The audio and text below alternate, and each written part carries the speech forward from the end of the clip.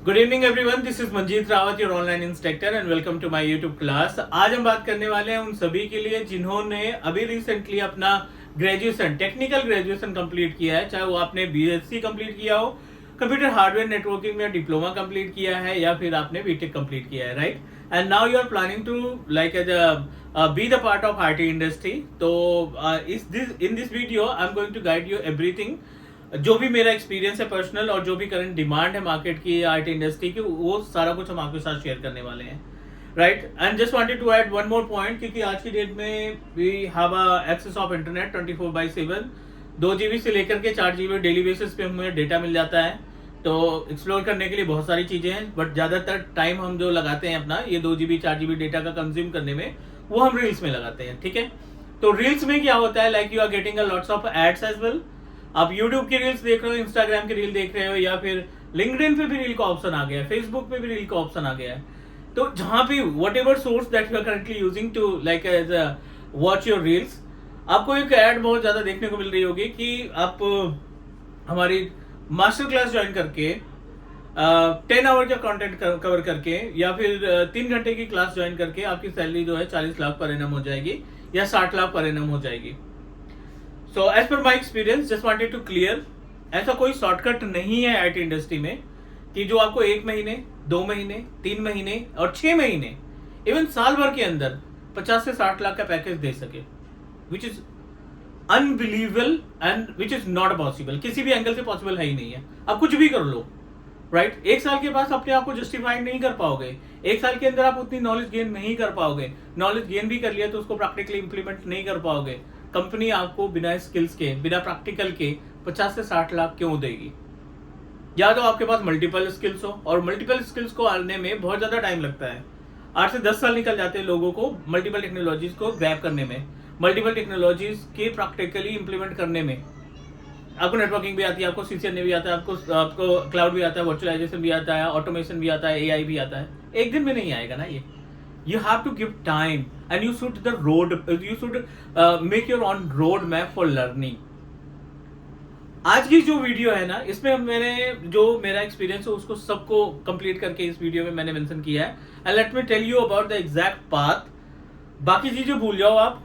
कोई भी ऐसा शॉर्टकट नहीं है मार्केट के अंदर जो आपको 3 महीने या 2 महीने के अंदर 40 से 50 लाख की सैलरी की जॉब दिला सके। So you need to prepare yourself from very basic level, 0 level से स्टार्ट करो। जर्नी आप अपनी तय करनी पड़ेगी, आपको पढ़ाई करनी पड़ेगी, आपको अपडेट करने पड़ेंगे, नए स्किल्स ऐड करनी पड़ेगी, अगर आपको एक अच्छी पोजीशन और एक अच्छी सैलरी चाहिए। तो आज हम उन लोगों के लिए वीडियो क्रिएट कर रहे हैं जो आईटी का पार्ट बनना चाहते हैं। Why system administrator course is important to become part of an IT company. किसी भी बंदे को आईटी इंडस्ट्री का पार्ट बनने के लिए सिस्टम एडमिनिस्ट्रेटर कोर्स क्यों इंपॉर्टेंट है, इसके मैंने कुछ पॉइंट्स मेंशन कर रखे हैं। डिजाइन एआई ने किया है, बट इसके अंदर का कंटेंट मैंने लिख कर दिया है, एआई को प्रॉम्प्ट दिया है, तो वो सारी चीजें उसने एज इट इज हमें एक ग्राफ बना के प्रोवाइड कर दिया है, ठीक है। अब हम बात करते हैं कि आईटी इंडस्ट्री में होता क्या है। पहले तो आपके लिए ये इंपॉर्टेंट है कि you should clear about the concept कि अगर मैं आईटी इंडस्ट्री में जाता हूँ एज ए सिस्टम एडमिनिस्ट्रेटर, तो मेरी रिस्पॉन्सिबिलिटीज क्या होंगी, क्या क्या हमें टास्क करना पड़ेगा, राइट। इंटरव्यू के लिए आपको तैयारी करनी पड़ेगी। अब इंटरव्यू क्रैक करने के बाद जब कंपनी में आप काम करना स्टार्ट करोगे तो आपको कौन कौन सी टिकट्स आएगी, किस तरीके के टास्क आपको मैनेज करने पड़ेंगे। तो ये मैंने लिस्ट बना रखी है। What does a system administrator do, क्या क्या करना पड़ेगा आपको। मैनेज सर्वर्स, कई तरीके के सर्वर्स हो सकते हैं, लिनक्स बेस्ड हो सकते हैं, विंडोज के हो सकते हैं, सिक्वल सर्वर हो सकते हैं, एक्सचेंज सर्वर हो सकता है, एडीडीएस सर्वर हो सकता है, एंड फाइल सर्वर और डेटाबेस सर्वर भी हो सकते हैं। तो सर्वर्स का मतलब है कि आपको एक फिजिकल सर्वर मिलेगा, रूम मिलेगा, सर्वर रूम मिलेगा, जहां पे टावर टाइप सर्वर्स हो सकते हैं, ब्लेड सर्वर होते हैं, रैक सर्वर होते हैं, किसी भी तरीके के सर्वर्स हो सकते हैं, किसी भी फॉर्म फैक्टर के सर्वर्स हो सकते हैं। आपकी रिस्पॉन्सिबिलिटी उनकी ये रहेगी कि कंसोल में कनेक्ट करके अपना लैपटॉप, उनमें जो भी प्रॉब्लम है उसको मेंटेन करो। आपके पास अलर्ट रहेगा, कोई भी इशूज आता है यूपीएस में, रैम में, हार्ड डिस्क में, रीड में, ऑपरेटिंग सिस्टम में, वो आपको अलर्ट मिलेगा। उस अलर्ट के अकॉर्डिंग आपको ट्रबल शूट करना पड़ेगा। और जो रिस्पॉन्सिबिलिटी है वो है कि 24 घंटे आपका सर्वर ऑन होना चाहिए, बिना डाउन टाइम के आपको उसको रखना है। कुछ भी करिए आप, पावर सप्लाई के लिए कुछ नया रिसोर्स लगाना है आप लगाइए, हार्ड डिस्क के लिए कुछ नई चीजें, रेड सिस्टम के लिए नई हार्ड डिस्क चाहिए, आप कोऑर्डिनेट करो, आप डिस्कस करो फाइनेंस डिपार्टमेंट से, and they are going to approve your budget, और आपको ऐड करना है क्योंकि आपकी रिस्पॉन्सिबिलिटी है उस सर्वर को आप करना। सर्वर के बाद होता है मेंटेन एक्टिव डायरेक्टरी, ये तो बैकबोन है। 1995 में माइक्रोसॉफ्ट ने एंटी सर्वर इंट्रोड्यूस किया था, तब से लेकर अभी तक विंडोज सर्वर की का कोई ऑल्टरनेट नहीं आया मार्केट में, विच इज एवरग्रीन टेक्नोलॉजी। और उसके अंदर एक रोल होता है, एक सर्विस होती है जिसको हम एडीडीएस बोलते हैं। Active directory can help us to provide centralised control to all the resources. जितने भी डिवाइसेस कनेक्टेड हैं अपने नेटवर्क एनवायरनमेंट के अंदर, computer, laptop, desktop, printer, biometric device, CCTV camera, सभी को कंट्रोल करने की रिस्पॉन्सिबिलिटी एडीडीएस होती है। जो आपने जीपीओ का नाम सुना होगा, ग्रुप पॉलिसी का नाम सुना है, ये ग्रुप पॉलिसी हम यहीं से कॉन्फ़िगर करते हैं। Network and security monitoring, right. Network and security monitoring में सबसे जो ग्राउंड लेवल पे वर्क होता है वो लोकल एरिया नेटवर्क का होता है, जिसमें स्विचेस आती हैं, हब्स आते हैं, इथरनेट केबल होते हैं, वाईफाई कनेक्शंस होते हैं, जो वायरलेस का चेक पॉइंट होता, वायरलेस एक्सेस पॉइंट होता है, उसको कॉन्फ़िगर करना, फायरवॉल मैनेज करना, आईओ पोर्ट्स मैनेज करना, नेटवर्क केबल्स को मैनेज करना, आईपी एड्रेस कॉन्फ़िगर करना, ये सारी रिस्पॉन्सिबिलिटीज आपकी है कि आप उसको मेंटेन करके रखो। ये आ गया तीसरा। अब चौथे पे, prevent downtime and security issues. आपको अब डाउन टाइम नहीं आने देना है, प्रिवेंट रखना है उसको कि कभी भी डाउन टाइम ना आए।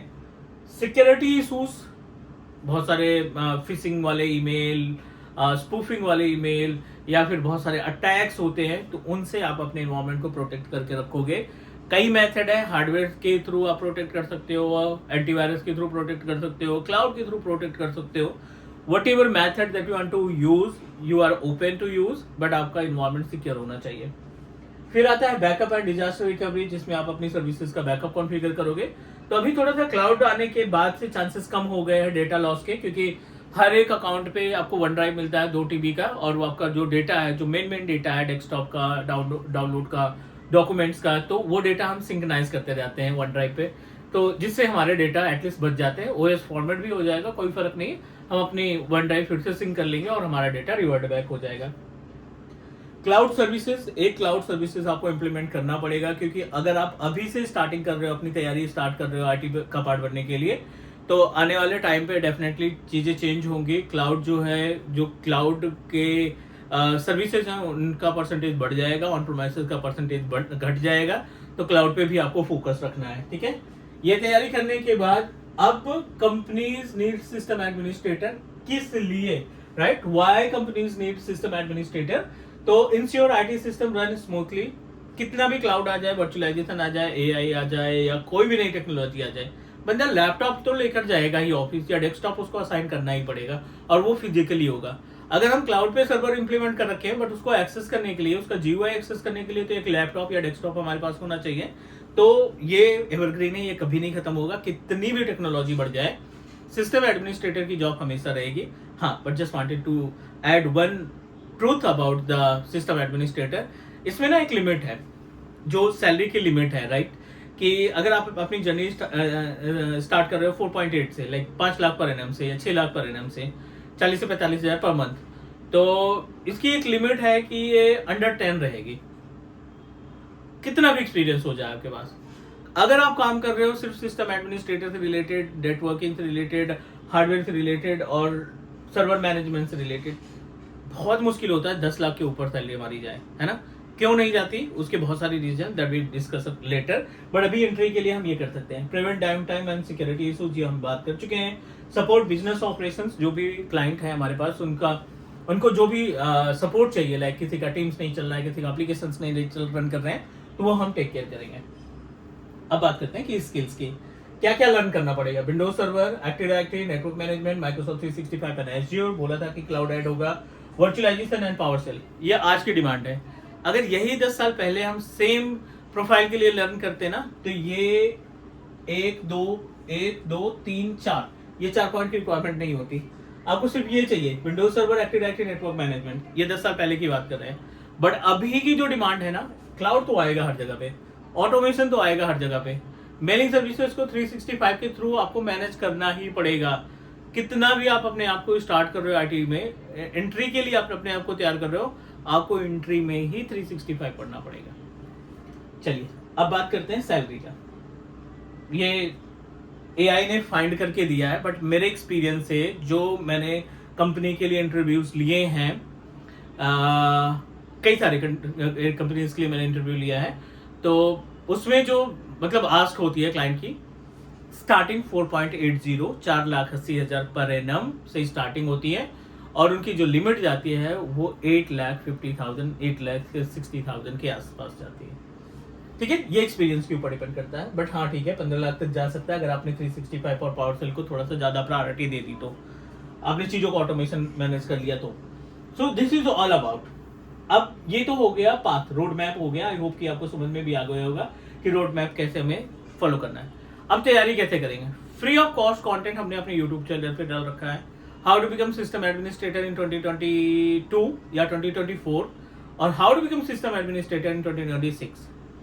दोनों तरीके की प्लेलिस्ट हमारे यूट्यूब चैनल पे अवेलेबल है, फ्री ऑफ कॉस्ट है, कोई कॉस्ट नहीं उसकी। आप इन प्लेलिस्ट को कंप्लीट करो, रिज्यूमे अच्छे से तैयार करो, कंपनी में अप्लाई करो, कम्युनिकेशन पे थोड़ा सा ध्यान दो, स्पोकन पे थोड़ा सा ध्यान दो, और 100% आपका you will be the part of IT department. That's it guys, ये छोटी सी इंफॉर्मेशन आपके साथ शेयर करनी थी। अगर आपको इंट्यून सीखना है, डिवाइस मैनेजमेंट सीखना है, ऑटो पायलट सीखना है, तो 7 जून से मैं लाइव क्लासेस स्टार्ट कर रहा हूँ वीकेंड में, सैटरडे और संडे। मोस्ट वेलकम है।